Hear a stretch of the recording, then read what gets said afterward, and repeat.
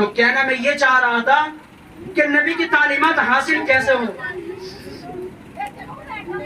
اس کے سلسلے میں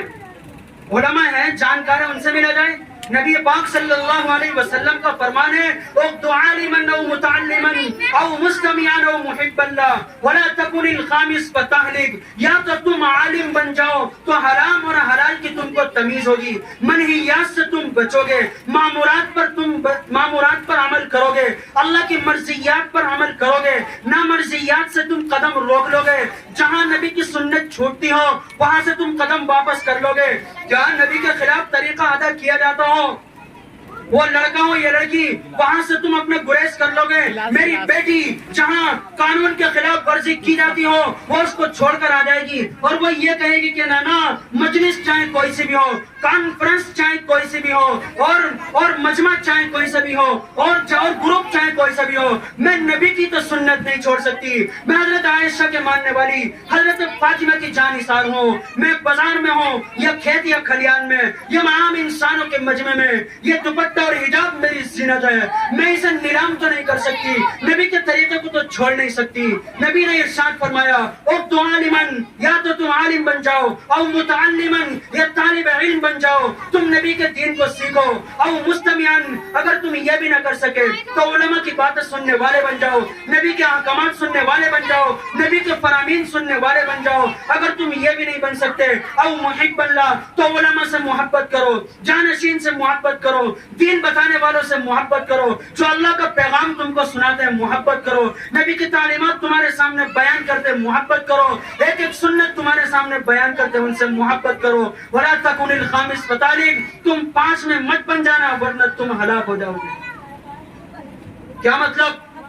عالم تم نہیں، طالب علم تم نہیں، علماء کی بات تم نہیں سنتے، علماء سے محبت تم نہیں کرتے، تو وہ دن دور نہیں ہے کہ تم علماء سے نفرت کے نتیجے میں تم نبی کی تعلیمات سے دور ہو جاؤ گے، تم دان اور مدل میں شامل ہو جاؤ گے، نبی کی سنتوں کے جنازے تمہارے مکانوں سے نکلیں گے، تم مسلمان تو ہو گئے، تمہاری نماز جنازہ بھی ہوگی، قبرستان کے اندر بھی دفن کیے جاؤ گے، لیکن ایک نفرت کی بدولت، نبی کی ایک سنت کو حقارت کی نگاہ سے دیکھنے کی بدولت، اللہ کے فرمان کو توڑنے کے نتیجے میں تم مسلمانوں کے قبرستان میں دفن ہو گئے، کائنات کے انسان جان نہ سکے کہ تم مرے ضرور لیکن مسلمانوں میں شامل ہو کر نہیں، بے ایمانوں میں شامل ہو کر تمہارا جنازہ اٹھائے۔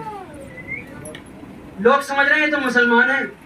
انہیں پتہ نہیں کہ کل فرشتہ آیا تھا لیکن ان کی جب جان نکالی گئی، روح قبض کی گئی تو یہ اس وقت میں مسلمان تو نہ تھے، اللہ نے ایک سنت کی حقارت کے نتیجے میں ایمان ان کے سینے سے نکال دیا، اور ان کی زبان کے جو آخری الفاظ تھے وہ یہ تھے کہ مجھے نبی کی سنت سے کوئی لگاؤ نہیں، میں اللہ کو نہیں جانتا، مجھے اللہ سے کوئی محبت نہیں، یہ ان کے آخری الفاظ تھے۔ اگر تم چاہتے ہو میری زبان سالم رہے، تم چاہتے ہو سختی کے وقت میں آخری کلمہ نصیب ہو جائے، تم چاہتے ہو قبر میرے انتظار میں ہو تو تاحت نگاہ کشادہ ہو جائے، تم چاہتے ہو جنت کے بستر قبر کے اندر بچھا دیے جائے، تم چاہتے ہو کہ پل صراط پہ میرا گزر آسانی سے ہو جائے، تم چاہتے ہو میدان محشر میں جہاں اولین و آخرین کا اجتماع ہوگا اور ملین ٹریلین بلین کے حساب سے انسان ہوں گے، نبی کے ہاتھ سے اگر تم حوض کوثر کا جام پینا چاہتے ہو تو نبی کی سنت سے تو محبت کرنی ہوگی، لا الہ الا اللہ کے پیغام کو تو جاگرک کرنا ہوگا، محمد الرسول اللہ کے میسج کو اپنی زندگی میں اتارنا ہوگا۔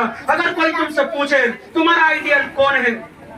تمہارا نمونہ کون ہے، تمہارا رہبر کون ہے، تمہارا مقتدی کون ہے، تمہارا پیشوا کون ہے، تمہارا دھرم گرو کون ہے، آگے چلانے والا کون ہے، تو ہماری زبان پر یہ ہو ہمارا دھرم گرو، ہمارا پیشوا، ہمارا مقتدی، ہمارا رہبر، ہماری زندگی اور ہماری آخری اور دنیا کی ترقی کا مالک نبی پاک صلی اللہ علیہ وسلم کا طریقہ، ہم اسی کو اپنے سینے میں بسائے ہوئے ہیں، آپ اسے محبت ہے، ہمارا عقیدہ ہے کہ جس کی زندگی میں نبی پاک صلی اللہ علیہ وسلم کا طریقہ ہوگا وہ انسان دنیا کے اندر بھی کامیاب ہوگا، وہ انسان آخرت کے اندر بھی کامیاب ہوگا۔